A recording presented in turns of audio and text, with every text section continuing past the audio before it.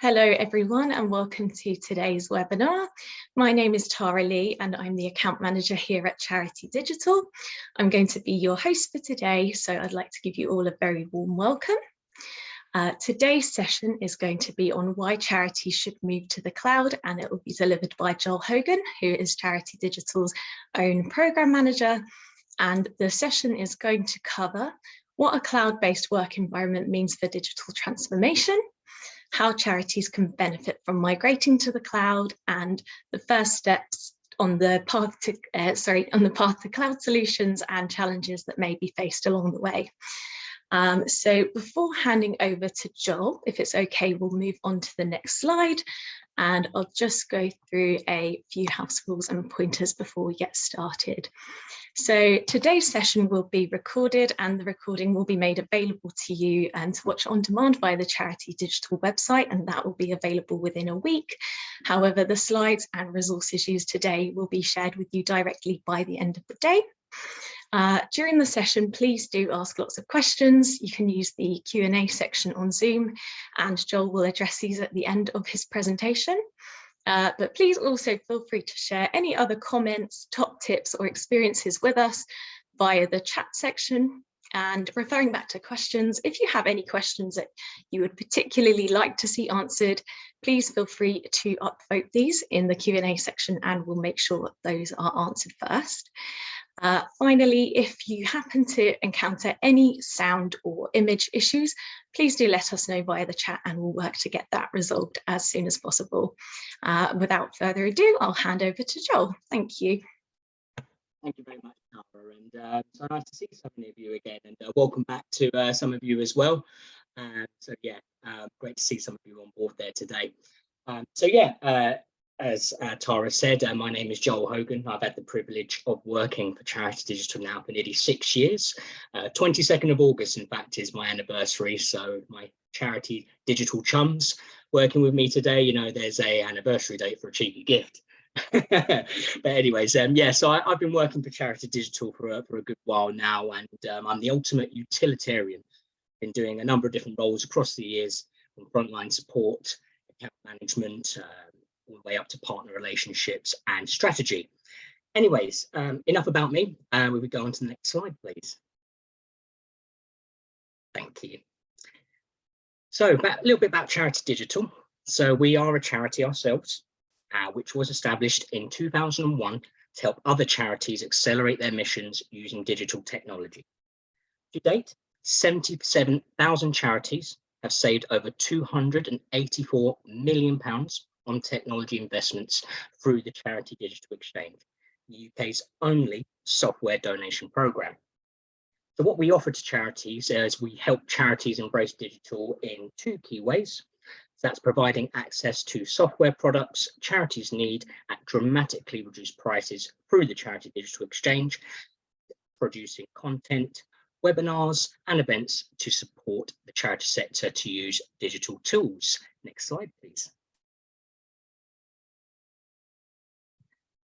So a little bit our partners about TechSoup. So TechSoup is a global network made up of 63 partner organisations, and Charity Digital is its only UK partner. Now, its goal is to support non-profits as they work with technology to help build a more equitable planet. Now, TechSoup hosts a catalogue of affordable technology products from major tech brands such as Microsoft, Dell, Zoom, Adobe, and many, many more, of course. It also offers training courses, support and grants to charities to help them achieve their digital goals. Now, UK charities are given access to these products provided by TechSoup via the Charity Digital Exchange. Next slide, please. So today's agenda. So first, I'll introduce you to Charity Digital TechSoup, as we've already done, an exciting project we are launching with Microsoft to help charities on their digital transformation journey. Then we'll explore the concept of digital transformation and what it means to charities today. Thirdly, we'll be looking at some of the digital challenges we are facing in the sector today and how to deal with them. And then we'll briefly identify some great starting points for you in kickstarting your digital transformation. And finally, we'll open up the room to a Q&A, so be sure to enter any questions into the chat throughout the session as well. Next slide, please. So a bit about why we're doing this. So this webinar is part of the non-profit Digital Transformation Journey project, which aims to provide selected participants with 4 months of free training and support to help them on a digital transformation journey. Now, charities interested in applying can find the application form in the chat box coming shortly and linked to on these slides, which we'll send around after the webinar in about a week's time. You can also contact our customer success team with any questions you may have via this email address coming in the chat box soon, or customer service at charitydigital.org.uk. So that's coming in the chat box soon as well. We also do have live chat options and a telephone as well. So we are to humanize things as best as we can there. Next slide, please. So getting started on digital transformation, what is it and why do nonprofits need it? Digital transformation is about creating change in an organization due to the introduction of new technologies. This can have numerous positive effects, from increasing staff capacity to delivering services with greater impact. It is an ongoing process which requires continuous evaluation to make sure it is being done to the best effect as circumstances change. Next slide, please. So to start on your digital transformation journey, first assess the digital maturity to understand your technology needs. Organizations should aim to be adaptive. At the top level of this staircase, adaptive organizations consistently evaluate technology for strategic advantage and invest significantly in people and processes to be at the forefront of effective technology usage. To assess your digital maturity, you can use the digital assessment tool by TechSoup. With the TechSoup digital assessment tool, please note that not all recommended products are currently available in the UK. You can also use Charity Digital's helpful content, and we will send that article in the chat and some other tools as well, which could be useful. Next slide, please. So this is the best journey for charities to embrace digital transformation. Start with an initial assessment and an initial rating of your digital maturity. This is when you analyze your organization's needs and capabilities at its disposal. Then recommendations are formed based on the technology available and desired outcome. Once this is adopted by your organization, evaluation and adaptation is necessary to ensure that the technology is being used in the best possible way. Next slide, please. Describing digital needs is a complex process that requires thinking about many things at once. Therefore, the areas of digital transformation contain sub-areas that allow you to better manage your own digital needs and prepare a plan for implementing changes as part of digital transformation in a more comprehensive way. The TechSoup Digital Transformation Framework has 6 areas. They are program delivery and management, fundraising and development, communications and marketing, operations and collaboration, hardware and infrastructure, and digital security. As in any process, changes are not made immediately in all areas. Each digital transformation is different, as each organization has different needs and priorities. In one case, before implementing more advanced solutions, more basic ones need to be carried out first. Once these changes are adopted, it is easier and more efficient to move to the next level. For example, introducing cloud-operated solutions in the organization. But other organizations may already have the basic technology and skills in place to start embracing more advanced solutions. Next slide, please. So with digital transformation, success depends on the work of the whole team. So this is because everyone is needed to adapt to new systems and tools for them to work as effectively as possible. Now, although digital transformation requires the work of the entire team, different individuals will have different levels of technology use, digital competence, and needs related to the use of new technologies. Therefore, it is important to emphasize during the introduction of the process that the changes will not take place in leaps and bounds, but will be carried out gradually. The changes will also be less chaotic if there is a person designated in the organization to lead the digital transformation process. This person will know the next steps to be implemented and will be able to answer any questions related to the transformation.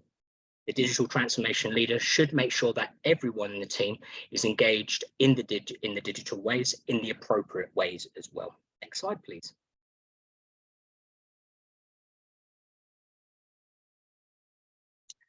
So how do we organize the team to ensure everyone is engaged as they should be? And here is a framework to help you out. This is a series of steps, and each step is a different role. At the bottom of the steps is the leader of changes. This is a person in an organization who knows everything about the planned process. For example, its scope, its timing, and how to implement changes too.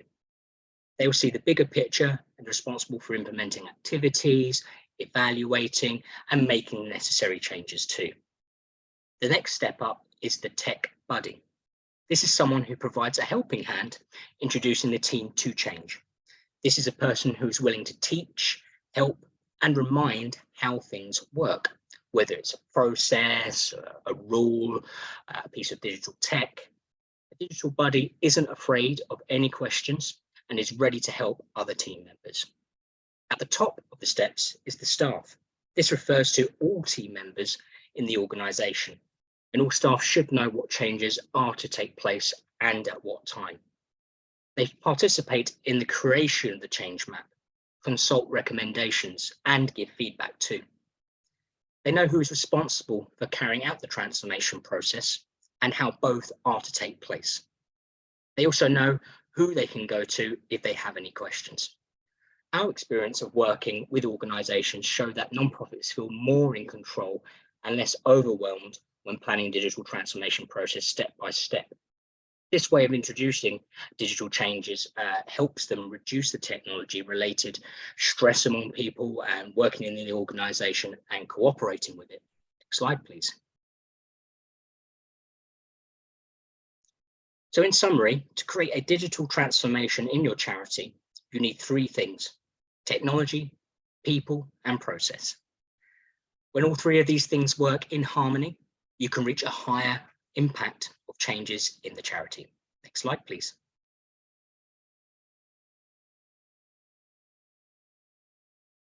So as discussed earlier, digital transformation is about changing your organization in 6 key focus areas. However, this should be done step by step, as we said, tackling first of all the issues with the highest priority for your charity. This could be project management, processes and team cooperation, data security, cyber security, or something completely different. We'll go through a couple of case studies to show you the challenges that charities commonly face and how the challenges can be tackled with careful planning. Difficulties we're going to show are not unique. They happen to many organizations, so they apply to yours as well. Know that there are potential solutions to those difficulties. And please feel free to share your own challenges and thoughts in the chat as well, of course. Slide, please. So our first case study is about the confusion that happens in a team when the file storage system is unclear. So this is the scenario. So no one knows exactly where the most important files for the organization are located. Each employee stores important documents on their computer, and in the case of holidays or sick leave, it is often not possible to access important information. I'm sure we've already experienced that at some point in our careers. Sometimes employees store files in the cloud, but each in a program chosen by them, and in a file arrangement that is clear only to them. Sometimes documents are lost when devices break down, or when people who created them change jobs, another big challenge in the sector, of course. Aside from confusion in the team, this causes all sorts of other problems. Files are accessible only to the owner of the device. If they were shared via email, the version may not be the latest one, and the file is exposed to a loss and attack. And on top of that as well, there could be a password protection on the shared document as well, and you have to get permissions, and that somebody could be away as well. So here's the solution: creating a clear structure and policy for file storage in the cloud with authorization depending on the role of the employee. For example, using cloud storage such as Microsoft SharePoint. So next slide, please. Thank you. So from the user's point of view, such drives resemble a file storage system on a computer. However, there are added benefits. So for example, automatic saving prevents data loss if a computer breaks. File changes are visible to all users who have access. Files are available to all those who are authorized, and files are less sensitive to malware due to additional online protection. Embracing a clear system of file storage using cloud software has positive impacts on the charity's work. Clear rules for storing, sharing and organizing files means that members of the organization will make fewer mistakes when placing documents on a shared drive. As files will have a clear order, they will be found more quickly and easily, saving the team time as well. Next slide, please. So our second case study is about where employees and volunteers of an organization are using their own private devices for work. The scenario will look like this. So due to limited budget, the charity does not provide working stations to the employees and volunteers, or the provided devices are either old, have good performances, or run on outdated software. Problems caused by this are the fact that employees and volunteers working on their private devices cannot work efficiently because limited capabilities of the device. The fact that they're using their private devices and outdated software is also causing security concerns as well. So a solution to this is implementing a cloud suite such as Microsoft 365.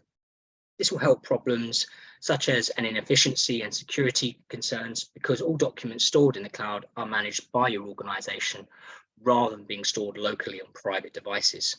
This software automatically stays up to date, even if team members are working on old devices. Everything is stored in the cloud and can be easily accessed from another device in the case of computer failure, or if the employee has suddenly decided to switch to another device or in leave. Next slide, please. So if your employees and volunteers are using their own private devices for work due to limited budget, we also have another solution. So the Charity Digital Exchange can offer you access to discounted rates for digital hardware such as laptops, desktops and monitors. So this will be in the form that you can gain free access to discounts to Dell and Lenovo as well in terms of discount offers available specifically to charities. Next slide, please. So our final case study today is about dealing with the storage of sensitive data, which is something very pertinent to many charities. In this situation, the charity works with a lot of sensitive data, such as names of beneficiaries and donors, addresses, phone numbers, account details, medical documentation perhaps as well, and much, much more. These details are stored online on various platforms and devices.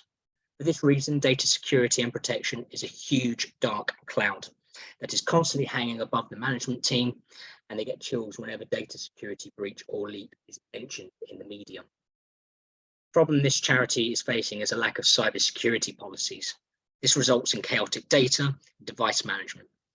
Data are collected through multiple sources and stored in many places, which makes it difficult to track. Slide, please. A solution to this is the introduction of cybersecurity policies, such as multi-factor authentication while logging in, hard drive passwords, regular password changes. If you're using Microsoft 365, an admin can set logout sessions. You can conduct staff trainings on external threats, such as phishing and malware. A great training provider that we've actually used internally at Charity Digital is KnowBe4. Really, really useful, so check that out as well.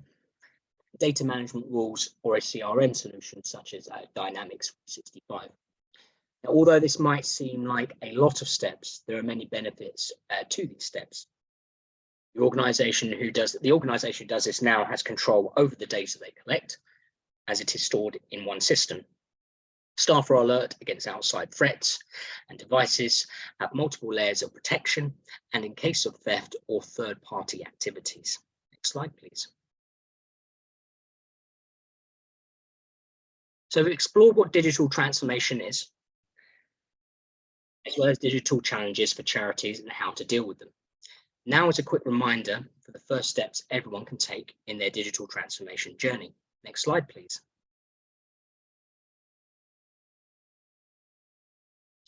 Firstly, you can apply to join the nonprofit digital transformation journey project. Secondly, you can reach out to Charity Digital for support on getting new tech at discounted rates through the Charity Digital Exchange, as well as find advice on how to embrace digital technology as a charity. Thirdly, you can use the TechSoup digital assessment tool to identify digital strengths and weaknesses of your charity. Next slide, please. So no matter how you choose to start, make sure to follow the digital assessment journey by constantly reflecting on and adapting as you become more digitally advanced. Next slide, please. So to summarize, during this webinar meeting today, we've discussed the digital transformation and digital journey nonprofits can follow to get more confident with using technology. We have shared 6 areas of digital transformation and encouraged you to look closer at transformation as a process that, when divided into steps, can strongly support the way that your organization works. We have also presented you examples how cloud-based solutions can help nonprofits organizations work together or work better. We introduce you to the steps you need to take and how TechSoup and Charity Digital can support your nonprofit in the process of digital transformation. We encourage you to look at digital transformation as a process that your team should be involved in creating together. And the transformation itself should be carried out so that the organization benefits from it and feels positive and engaged with the project. Next slide, please. And so, yeah, now we're on to Q&A time. Welcome back, Tara. Hello, Joel. Thank you very much. Thanks so much for the presentation. That was really, really interesting. So yeah, straight onto the Q&A. I can see we've already got a couple of questions, but just as a reminder for anybody who still has questions in mind, please feel free to use the Q&A function. So Joel, our first question is, with regards to the section on cybersecurity, what cybersecurity options are provided by Microsoft and what cybersecurity options can Charity Digital provide? Great, yeah, excellent question. So in terms of security wise, a popular product from Microsoft within the cloud is called Windows Defender. So it's primary Windows Defender Plan 1, so there's 2 versions of it. So Plan 1 is primarily sort of email protection, whilst Plan 2 could also be described as both email protection and something that the experts in cybersecurity call an endpoint protection, which protects the device as a whole. Now, Windows Defender is available as like an add-on to your 365 subscription, but actually already is included in many different Microsoft 365 subscriptions. The ever popular Microsoft 365 Business Premium has Windows Defender Plan 1 included in the subscription in your price, and you can get a really, really great discount for that directly from Charity Digital.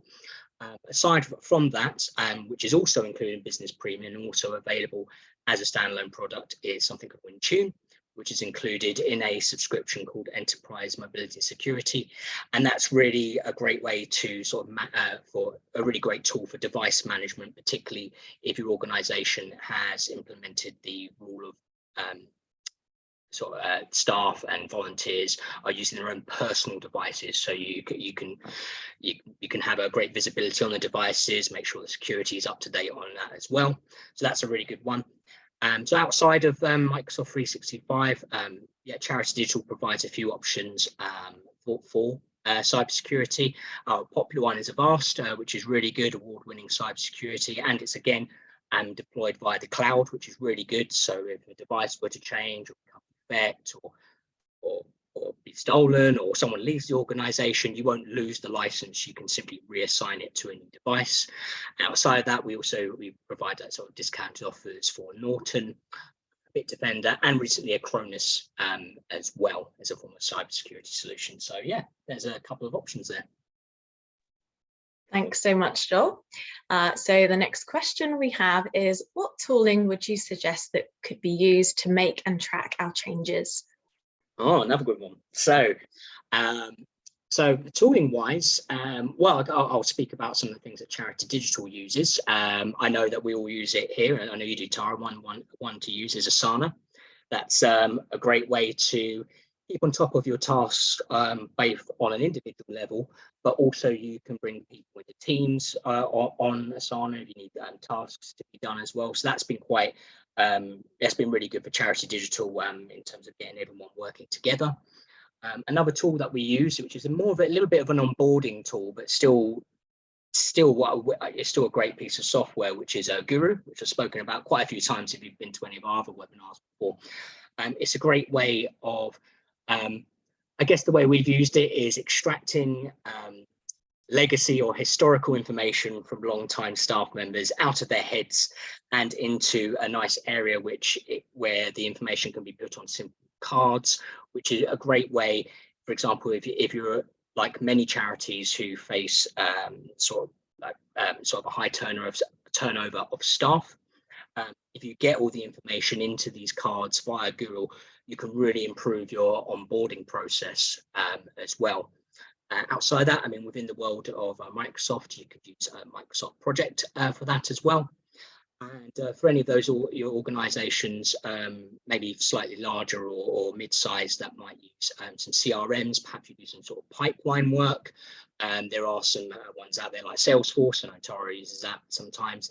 And also there's some others as well, like like Zoho as well. So yeah, there's a few options out there for sure from that one.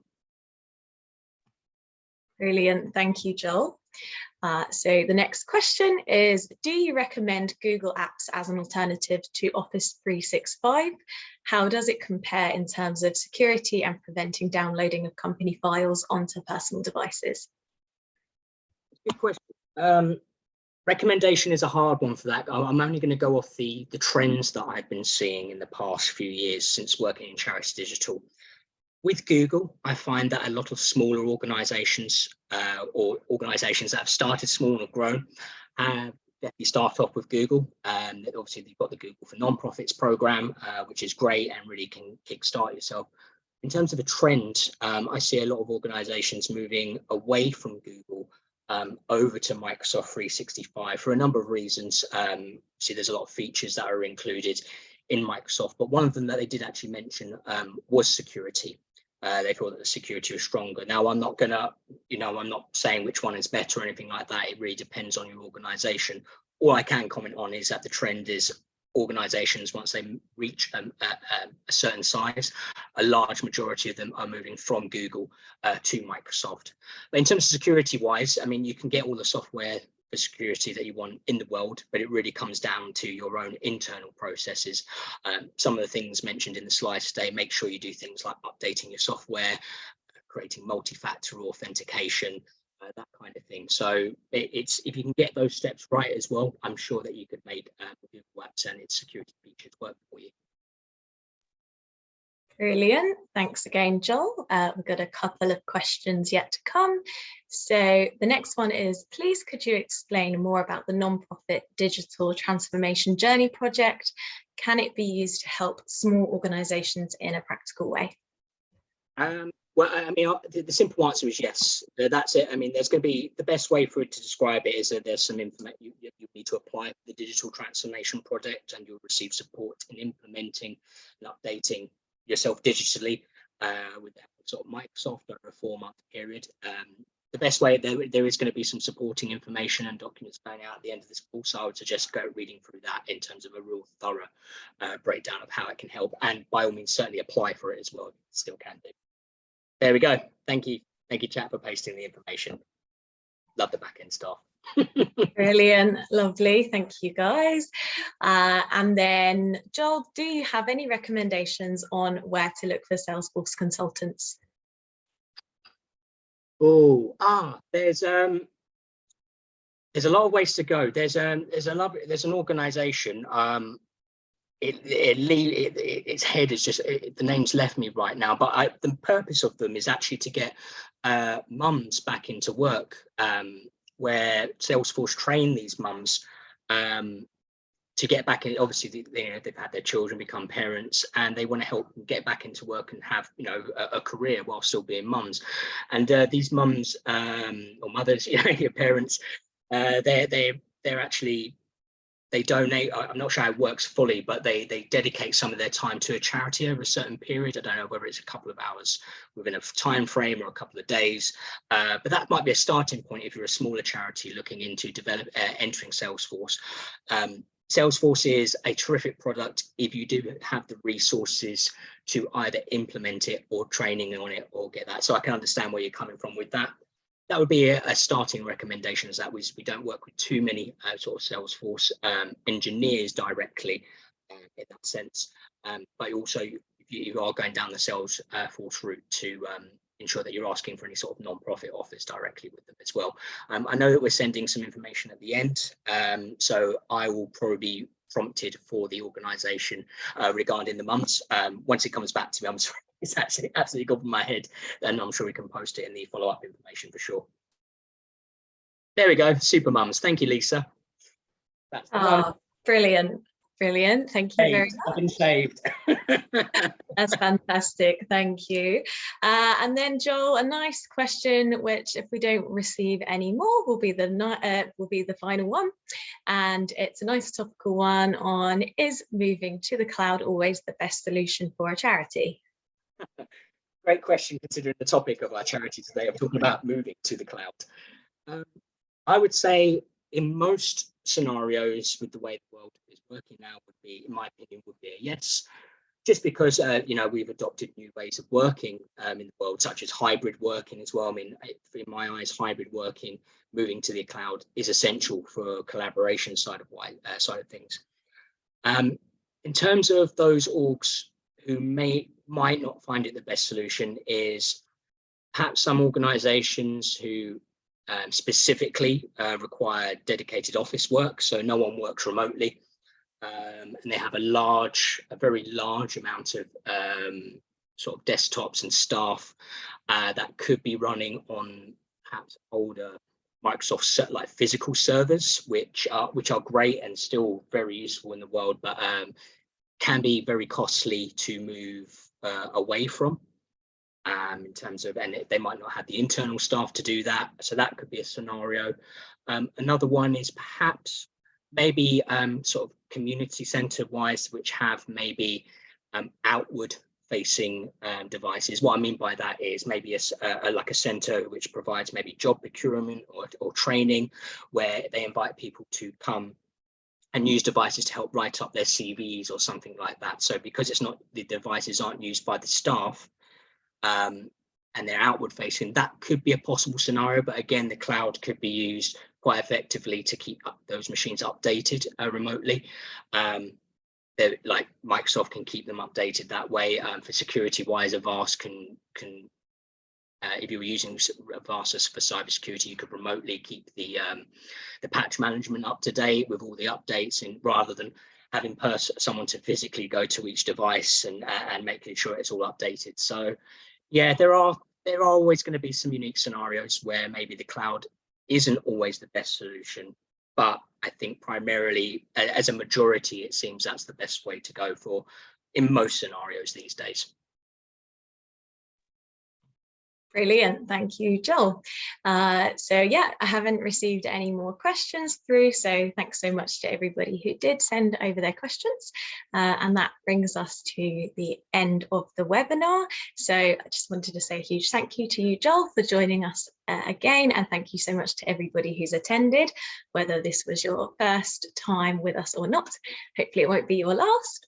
And I do believe a feedback link has been shared in the chat, but you will also be prompted to complete feedback as you leave this page.